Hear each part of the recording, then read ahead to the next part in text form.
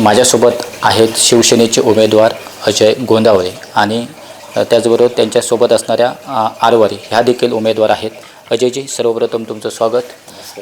खरं तर नगरपरिषदेच्या निवडणुका सुरू झाल्यानंतर जे काही उमेदवारीवरून वाद सुरू होते आणि त्यामध्ये जे काही प्राधान्याने जे काही उमेदवारी देण्यात आली होती त्यामध्ये अग्रक्रमाने नाव हे तुमचं होतं आणि जे काही आता अगदी प्रचाराचे आता एक दिवस फक्त शिल्लक राहिलेला आहे आणि त्यामुळे साहजिकच ज्या काही शिवसेनेकडून विनिंग सीट म्हणून ज्यांचा उल्लेख केला जातो त्यामध्ये प्राधान्याने तुमच्या सीटबाबत बोललं जातं आहे. तर याबाबत काय सांगाल? एकूणच गेले काही दिवस तुम्ही प्रचार करतायत, इथल्या शहरातील नागरिकांना भेटतायत, ह्या प्रभागातील मतदारांना तुम्ही भेटतायत आणि ऑलरेडी या मतदारसंघाचं या प्रभागाचं प्रतिनिधित्व तुम्ही केलेले आहात. त्यामुळे नागरिकांकडून कसा प्रतिसाद मिळतोय? नमस्कार, मी अजय वसंत गोंदावळे, प्रभाग क्रमांक 9, शिवसेनेचा अधिकृत उमेदवार. दीपकभाई केसरकर आमदार आणि आमचे जिल्हाध्यक्ष संजूजी परब यांनी जो माझ्यावर विश्वास टाकला आणि या विश्वासातून तो विश्वास सार्थक करण्यासाठी मी आज अहोरात्र प्रयत्न करत आहे. लोकांची भेटीगाठी घेत आहे, प्रत्येक घरात जात आहे. लोकांकडून मला खूप आशीर्वाद मिळत आहे, कारण गेली कित्येक वर्ष मी या ठिकाणी या प्रभागात वावरत असताना अनेक प्रकारची मी कामं केलेली आहेत. माझ्या नेत्यांशी संपर्क साधून कोणाची काही अडलेली कामं असतील तर ती पूर्ण केलेली आहेत. ती नगरपालिकेची असून देत, तहसीलदार ऑफिसातली असून देत, प्रांत ऑफिसातली असून देत किंवा कलेक्टर ऑफिसातली असून देत. कोणाची रेशनिंग, लोकांची काही मोठी कामं नसतात, छोटी छोटीच कामं असतात. रेशनिंगचं काम असतं, कोणाच्या दरवाजा लाईट पेटत नसते, कोणाच्या घरात नळाचं पाणी येत नसतं. अशा छोट्या छोट्या कामातून मी प्रत्येक घराशी जोडला गेलेलो आहे. त्यामुळे या ठिकाणी मी फिरत असताना लोक मला घरात नेतात, आपल्या देवासमोर उभे करून मला आशीर्वाद देतात. मला खूप आनंद आहे की मी या प्रभागात प्रत्येक घराघरात पोचलो आहे. व्यक्तिशः बोलायचं तर मी सावंतवाडी शहरात पोचलेलो आहे, परंतु या प्रभागाची नाव माझी एक वेगळी आहे. गेली 45 वर्ष मी या प्रभागात राहतो आणि या प्रभागातील कुठल्याही बऱ्या असून दे, वाईट असून दे, सगळ्या प्रसंगांना मी हजर असतो. प्रत्येकाला मी धीर देत असतो. काही कामं असतील, काही कोणाचा सत्कार करायचा असू दे, कोणाच्या घरी जाऊन त्याला भेटायचं असू दे, वाईट प्रसंगाच्या वेळी तर भेटावं लागतं आणि त्यावेळी आपण जर त्यांच्याशी उभे राहिलो तर त्याचा आपल्याला आयुष्यात खूप फायदा होत असतो आणि एक मनाला शांती मिळत असते की आपण त्याच्याशी जोडलेला आहोत आणि त्या व्यक्तीलाही वाटतं की आपल्याबरोबर कोणतरी आहे. असा धीर देण्याचं काम मी नेहमी या प्रभागामध्ये करत असतो. त्यामुळे या प्रभागात फिरत असताना, प्रचार करत असताना दीपकभाईंनी केलेली कामे, संजूजी परब यांनी केलेली कामे व मी वैयक्तिक त्यांच्याकडून करून घेतलेली कामे, यामुळे मला या प्रभागात चांगला प्रतिसाद मिळतो आहे, एक चांगला आशीर्वाद मिळतो आहे आणि नक्कीच माझं यश 100% आहे असं मला यामुळे खात्री वाटते. खरं तर हा प्रभाग म्हणजे एक उच्चभ्रू लोकांचा, एक उच्च शिक्षित लोक या प्रभागामध्ये राहतात. त्यामुळे नक्कीच या लोकांकडून कसा प्रतिसाद मिळतो? प्रभाग क्रमांक 9 यामध्ये उच्च शिक्षित म्हणजे शिक्षकांचाच हा एक प्रभाग आहे. या ठिकाणी प्रत्येक विद्यालयातले शिक्षक या ठिकाणी आपले स्थान त्यांनी केलेलं आहे. या ठिकाणी ते राहतात आणि हे शिक्षक लोक असतील, काही बिझनेसमॅन, या मोठे सावंतवाडी शहरातील बिझनेसमॅन या प्रभागात राहतात. एकंदरीत हा प्रभाग आहे तो एक चांगला प्रभाग आहे, अतिशय म्हणजे व्यवस्थित प्रभाग आहे. या ठिकाणचे रस्ते बघितलेत, नळपाणी व्यवस्था बघितली किंवा या ठिकाणची गटार व्यवस्था बघितली तर चांगल्या प्रकारची आहे. लाईट व्यवस्था चांगल्या प्रकारची आहे. दीपकभाईंनी या प्रभागाला भरपूर काही दिलेलं आहे. त्यामुळे या प्रभागात काम करत असताना दीपकभाईंची लोक आठवण काढतात. बंदिस्त नाले, बंदिस्त गटार जर बघितलं तर या प्रभागात जास्त आम्ही करून घेतलेले आहेत कामं. त्यामुळे या प्रभागात चांगली स्थिती आहे, लोकांना चांगलं वाटतं. खरं तर या प्रभागाचं तुम्ही यापूर्वी प्रतिनिधित्व केलेलं आहे, त्यामुळे अनेक विकास कामं ह्या प्रभागामध्ये झालेली आहेत आणि त्याचमुळे एक हक्काचा माणूस म्हणून तुमची एक या प्रभागामध्ये ओळख आहे आणि आम्ही ती अनुभवतो आहे. तर एकूणच हे काम करत असताना आता तुम्ही पुन्हा एकदा निवडणुकीला सामोरे जात आहेत. लोकांच्या निश्चितच तुमच्याकडून अपेक्षा इथल्या प्रभागातील वाढलेल्या आहेत. तर प्राधान्याने इथे फिरत असताना या प्रभागामध्ये जी काही उर्वरित विकास कामं आहेत जी प्राधान्याने तुम्ही घेणार आहात लोकांसाठी, तर अशी कोणतीही विकास कामं आहेत जी तुम्हाला प्राधान्याने तुम्ही त्यावर लक्ष देणार? आता बघितलं तर या ठिकाणी एक थोडीशी काय झालं, पूर्वी 40 वर्षापूर्वीची जी पाईपलाईन आहे ती पाईपलाईन पाण्याची इथे होती.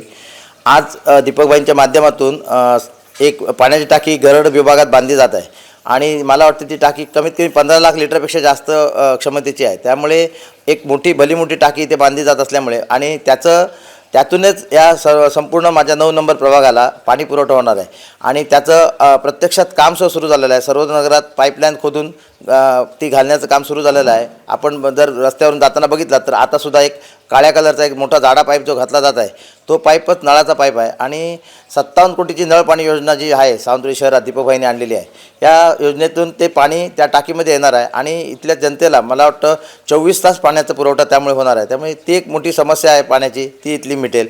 दुसरी गोष्ट, या विभागात गॅस पाईपलाईनचं पण काम आता चालू आहे.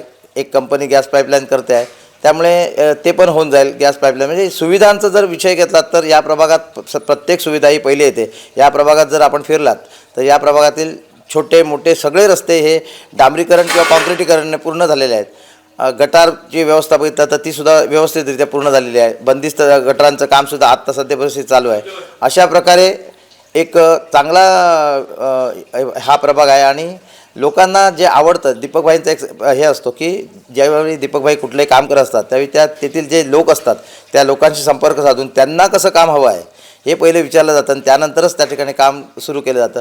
त्यामुळे दीपकभाईंच्या इथे एक जो हे आहे, वजन आहे, दीपकभाईंच्या शब्दाला जो एक मान आहे, हा मान त्याचा फायदा मला निश्चितपणे होत आहे. आणि दीपकभाईंमुळे मी या रिंगणात उतरलो आणि दीपकभाईंमुळेच या रिंगणात मी विजयी होईन अशी मला खात्री वाटते.